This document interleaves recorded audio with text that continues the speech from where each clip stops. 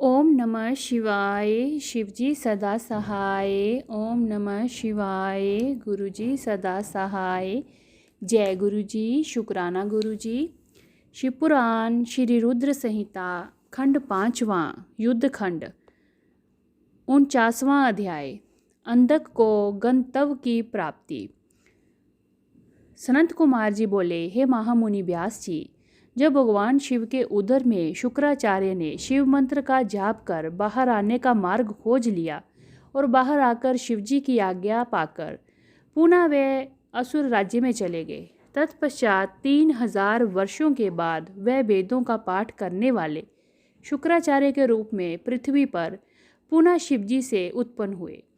दूसरी ओर अंधक को भगवान शिव ने अपने त्रिशूल पर उसी प्रकार लटकाया हुआ था। दैत्यराज शुक्राचार्य ने देखा कि दैत्यराज अंधक उसी त्रिशूल पर लटका हुआ है जिस त्रिशूल से देवादिदेव भगवान शिव ने उसे मारने के लिए आघात किया था। उसे देखकर उन्हें आश्चर्य हुआ कि अंधक के प्राण अभी तक नहीं निकले हैं और वह उसी प्रकार त्रिशूल पर लटका हुआ भगवान शिव के 108 नामों से उनकी स्तुति कर रहा है। अंधक की इस स्तुति से प्रसन्न होकर भगवान शिव ने अंधक को त्रिशूल के अग्रभाग से नीचे उतार दिया और उस पर दिव्य अमृत की वर्षा की तथा उससे कहा, हे दैत्येंद्र, मैं तुम्हारी इस उत्तम भक्ति भावना से बहुत प्रसन्न हूँ। तुमने नियम पूर्वक मेरी आराधना की है। तुम्हारे मन में जितनी भी बुराई और पाप थे सब तुम्हारी शुद्ध हृदय से की गई स्तुति में धुल गए हैं और तुम पुण्य की प्राप्ति में हो। मैं प्रसन्न हूँ। तुम जो मांगो वर मांग सकते हो। मैं तुम्हारी कामना अवश्य ही पूरी करूँगा। भगवान शिव के ये अमृत वचन सुनकर दैत्यराज अंधक बहुत प्रसन्न हुआ और बोला, भगवान, मैं दोनों हाथ जोड़कर आपसे अपने द्वारा किए गए हर बुरे कार्य और अपराध के लिए क्षमा मांगता हूँ। आप मेरे अपराधों को कृपा पूर्वक क्षमा करें। पूर्व में मैंने आपके और माता पार्वती के विषय में जो भी बुरा सोचा और बोला उसके लिए मुझे बहुत खेद है। मैंने ये सब अज्ञानतावश ही किया है। अब मैं एक दीन भक्त बनकर आपकी शरण में आया हूँ।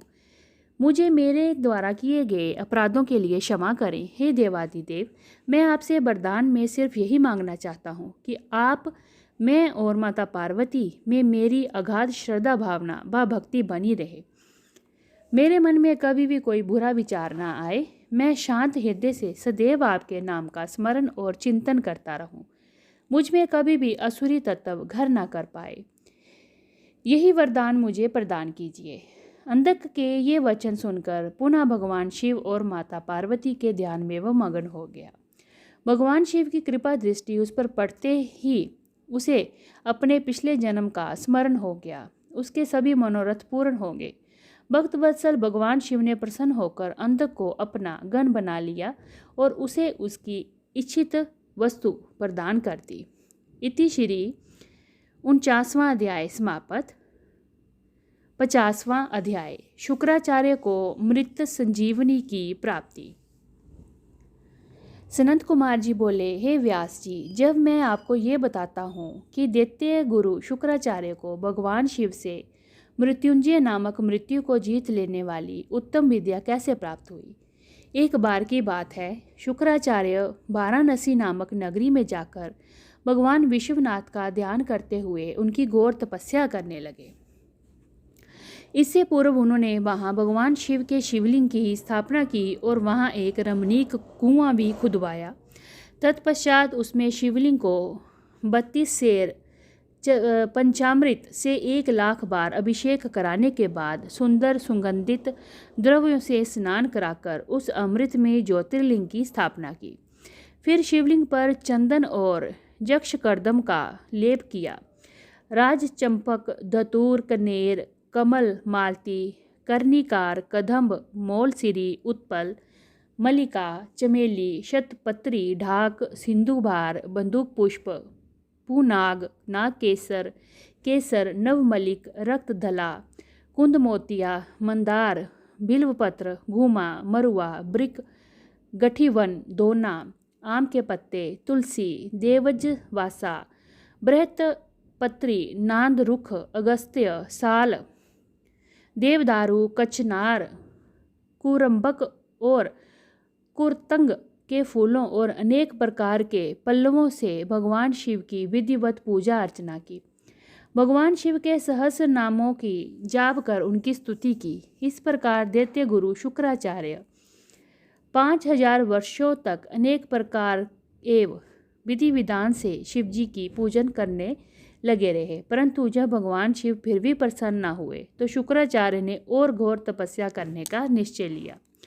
तब उन्होंने इंद्रियों की चंचलता को दूर करने के लिए उसे भावना रूपी जल में प्रक्षालित किया और पुनः शिवजी की घोर तपस्या करने लगे। इस प्रकार 1 सहस्र वर्ष बीत गए।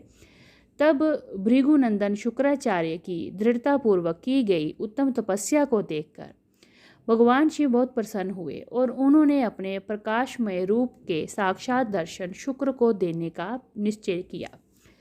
पिनाकधारी भगवान शिव शुक्राचार्य द्वारा स्थापित किए गए शिवलिंग में से प्रकट हो गए और बोले, हे भृगुनंदन महामुने, मैं आपकी इस घोर तपस्या से बहुत प्रसन्न हूँ। आप अपना इच्छित वर मुझसे मांग सकते हैं। आपकी प्रत्येक इच्छा मैं अवश्य पूरी करूँगा। मांगो, क्या मांगना चाहते हो। भगवान शिव के इस प्रकार के उत्तम वचनों को सुनकर शुक्राचार्य ने देवादिदेव भगवान शिव को प्रणाम किया और सिर झुकाकर अंजलि बांधकर जय जय का उच्चारण करते हुए भगवान शिव की बहुत स्तुति की और शिवजी के चरणों में ही लेट गए। तब भगवान शिव ने उन्हें अपने चरणों से ऊपर उठाया और अपने हृदय से लगा लिया। तब भगवान शिव बोले, हे शुक्र, आपने जो ये मेरा ज्योतिर्लिंग स्थापित किया है और इसकी नियम पूर्वक कठिन आराधना की है, इससे मैं तुम पर बहुत प्रसन्न हूँ। कहो, क्या मांगना चाहते हो। देवादिदेव महादेव जी के ये वचन सुनकर शुक्र पुनः उनकी स्तुति करने लगे। तब भगवान शिव ने देखा कि शुक्राचार्य कुछ नहीं मांग रहे हैं। भगवान शिव, जो कि उनके हृदय की सारी बातें जानते थे, संसार की कोई भी बात उनसे कभी नहीं छिपी है और ना ही छिप सकती है, मुस्कुराकर बोले, हे भृगुनंदन, हे महातपस्वी शुक्र, आप निश्चय ही मेरे परम भक्त हैं। आपने इस पवित्र काशी नगरी में मेरे ज्योतिर्लिंग की स्थापना करके उत्तम मन से भक्ति में आराधना की है। जिस प्रकार एक पुत्र अपने पिता का आदर एवं पूजन करता है, तुमने उससे भी बढ़कर कार्य किया है।